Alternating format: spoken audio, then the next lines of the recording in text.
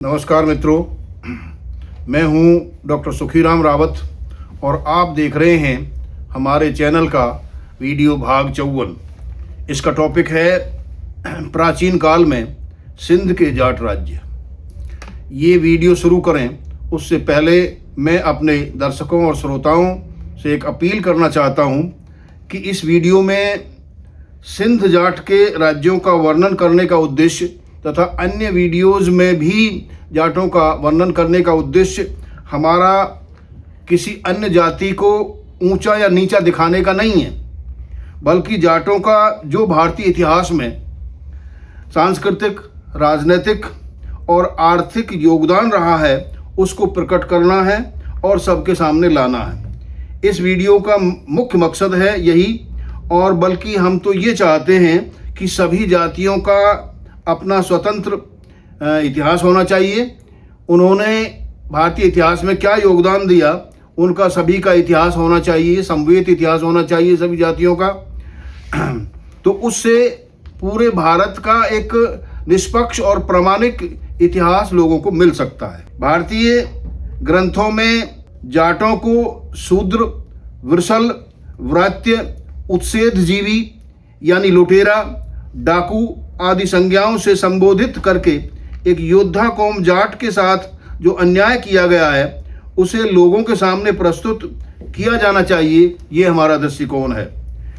उनके महत्वपूर्ण योगदानों को भी इतिहास में गिनती होनी चाहिए, यही हम चाहते हैं। इनके अलावा कहीं जाट की पहचान छुपाकर उसे चाट कहा गया है, तो कहीं पर उसे दासी या रखेल, मुरा का पुत्र, या कहीं पर उसकी बहादुरी को छुपाकर पहाड़ी क्षेत्र में रहने के कारण उसे पर्वतक आदि नाम दिया गया है। इन सभी के आधार पर हम जाट राज्यों पर फोकस अपने वीडियोज में करना चाहते हैं। किसी अन्य जाति को नीचा दिखाना या घमंड प्रकट करना हमारे वीडियो का मकसद नहीं है। एक इतिहासकार वही लिखता है या बनाता है वीडियो, जो घटना जैसी होती है उसको वैसा ही वर्णन करना उसका काम होता है। समाज के सामने पेश करना सही मायने में ये उसका काम होता है। इसमें कोई भी अतिशयोक्ति नहीं होती, कोई अतिरंजना नहीं होती, कोई अतिव्याप्ति,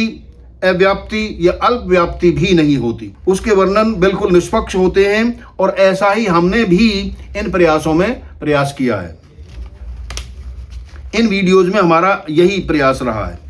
सिंध प्रदेश का नाम सिंधु नदी के कारण तथा फिर सिंधु सागर यानी अरब सागर के किनारे अवस्थित होने के कारण पड़ा है, ऐसा विद्वान मानते हैं, जो अब पाकिस्तान में सिंध कहलाता है।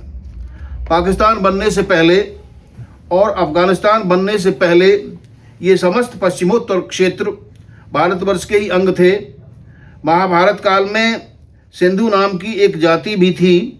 उसी सिंधु जाति का प्रतिनिधित्व आज पंजाब के सिंधु या सिद्धू जट सिख करते हैं। पंजाबी इतिहासकार सुखदयाल सिंह सिंधु नदी के नामकरण को सिवी के नाम पर मानते हैं। यूनानी लेखकों के आधार पर इन्होंने निचले सिंधु तट को सीथिया या सिबिया माना है, क्योंकि वहीं पर ईरान का सीस्तान प्रांत अवस्थित है, जो कि अविभक्त भारत के बलूचिस्तान से लगता है। यहाँ पर जो अभिजन निवास करते थे उन्हीं को सिवी कहा गया है। ऋग्वेद में भी सिवी जन का उल्लेख मिलता है। उस समय ये लोग झेलम यानी वेतस्ता और चिनाब यानी चंद्रभागा के उर्वर दोआब भाग में बसे हुए थे। इन्होंने ऋग्वेद के दासराग्य युद्ध में पांचजन्य संघ का साथ दिया था। यानी जब दासराग्य युद्ध हुआ, जो 5 थे उनका संघ था। वो 5 कौन कौन से थे? यदु, तुर्वसु, द्रुह्यु, अनु और पुरु। इनका एक संघ था। उस संघ में ये सिवी लोग भी शामिल थे। सिवी जन के लोग शिव भक्त थे। इनकी राजधानी सिंहपुर थी, जो शिवपुर का अपभ्रंश माना जाता है। स्कंद पुराण के अनुसार सिंहपुर में 1000 गांव सम्मिलित थे। सिस्तान यानी सिविस्तान में रहने के कारण और शिव के भक्त या वंशज होने के कारण उनका शिवी नाम पड़ा होगा, ऐसा विद्वान मानते हैं। इस समय भी जाटों में शिवी, सोहू, सिहिवाल गोत्र मिलते हैं। शिवियों की एक शाखा के रूप में तेवतिया जाट भी राजस्थान, यूपी एवं हरियाणा में आज भी मिलते हैं। महाभारत काल में सिंधु देश सप्त सिंधु के अंतर्गत था। उस समय इसकी सीमा पूर्व में कश्मीर, पश्चिम में मकरान, उत्तर में कंदहार यानी गंधार, सुलेमान पर्वत और दक्षिण में सूरत बंदरगाह तक थी। महाभारत काल में जयद्रथ को सिंधुराज के नाम से जाना गया, जिसकी राजधानी सेहवान में थी, जहां 8वीं शताब्दी में बौद्ध जाटों का शासन था। राजा जयद्रथ के पश्चात ठाकुर देशराज के अनुसार सिंध देश के एक बड़े भाग पर श्री कृष्ण और युधिष्ठिर के पक्ष के लोगों का अधिकार हो गया, जिन्होंने वहां ज्ञात संघ राज्य की नींव डाली। ठाकुर देशराज ज्ञात शब्द से ही जाट शब्द की व्युत्पत्ति मानते हैं। जिस स्थान पर उनकी राजधानी थी वह श्री कृष्ण यानी मोहन और युधिष्ठिर के नाम से मोहन युधरा कहलाया, जो बाद में बिगड़कर मोहनजोदारो हो गया। ये मोहनजोदारो सिंधु सभ्यता का एक प्रसिद्ध नगर था, परंतु बहुत से आधुनिक विद्वान मोहनजोदारो की इस व्युत्पत्ति को गलत मानते हैं। उनके अनुसार ये संस्कृत का शब्द नहीं है। जो भी हो, सिंधु प्रदेश और उसमें रहने वाले लोगों का सिंधु वंश अति प्राचीन है। उसमें शिव उपासक प्राचीन काल से ही रहे हैं। जयद्रथ के पिता बृहद्रथ थे।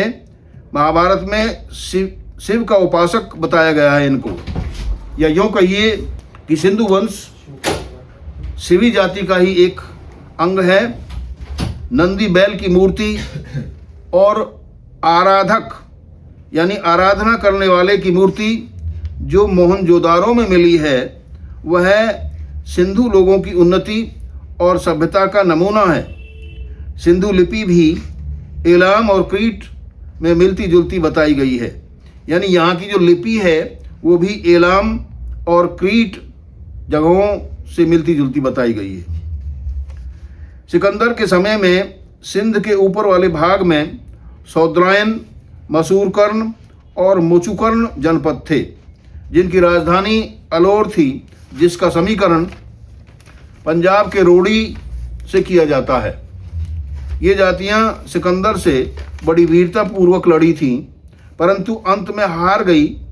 प्रसिद्ध विद्वान सत्यकेतु विद्यालंकार ने अपनी पुस्तक मौर्य साम्राज्य का इतिहास में लिखा है कि हिंदुकुश से सिंध तक जाने में सिकंदर को केवल 10 महीने का समय लगा था, जबकि सिंध से व्यास तक आने में उसे 19 महीने का समय लगा था।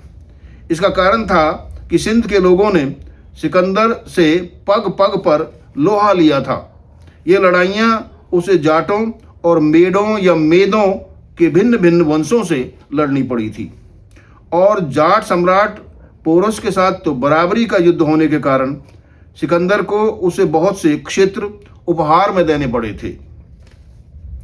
ईसा की 7वीं 8वीं शताब्दी में सिंध क्षेत्र में मौर्य जाट साहसी राय द्वितीय का शासन था, जिसे चच नामक ब्राह्मण ने धोखे से साहसी राय को की पत्नी सुहानदी की मदद से हड़प लिया था। उस समय सिविस्तान यानी सीस्तान में मत्ता, जो सिवी गोत्री जाट था, का शासन था, और नेरून यानी जहाँ आधुनिक हैदराबाद है पाकिस्तान का, वहाँ पर नेहरा जाटों का शासन था। उनके समीप ही यानी इस नेरून के समीप ही सेहवान, जिसे आधुनिक कराची के रूप में जाना जाता है, उसमें बौद्ध जाटों का शासन था। कच्छ में लोहान जाट रहते थे। इनके अलावा मकरान, जिसे आज बलूचिस्तान के नाम से जाना जाता है, जो सिंध का ही एक सूबा था, जाटों के अधिकार में था। यहाँ का शासक मौर्यवंशी चित्रवर्मा जाट था तथा सिंध और राजपूताना के मध्य में उमरकोट नाम की एक जगह पर पवार गोत्री जाटों का राज्य था। तो मित्रों, इस वीडियो में बस इतना ही, और आपसे अपील ये है कि यद्यपि ये जाटों के बारे में वीडियो है, पर जाटों का वीडियो दिखाने का मकसद हमारा किसी को नीचा या अपमानित करने का बिल्कुल नहीं है। ये हमारी एक अपील है, आप इसे निष्पक्ष रूप से लें। तो आपको यदि ये वीडियो अच्छा लगा है तो इसे सब्सक्राइब करें, इसे शेयर करें और इसे ज़्यादा से ज़्यादा प्रचार प्रसार इसका करें। नमस्कार, धन्यवाद। बंधुओं, यदि आपको पलवल के प्राचीन शहरों और गांवों की अधिक जानकारी चाहिए, उनका विस्तार से इतिहास चाहिए कि कैसे इनके नाम पड़े और किन्होंने इनके नाम रखे, वो लोग कौन थे, कहाँ चले गए, ये सारी जानकारी हमने इस पुस्तक में दी है। यदि विस्तार से आपको ये जानकारी चाहिए तो हमारे फोन नंबरों पर आप इसे ऑर्डर कर सकते हैं। आप जहाँ कहीं भी हैं, आपके घर पे ये पुस्तक भेज दी जाएगी।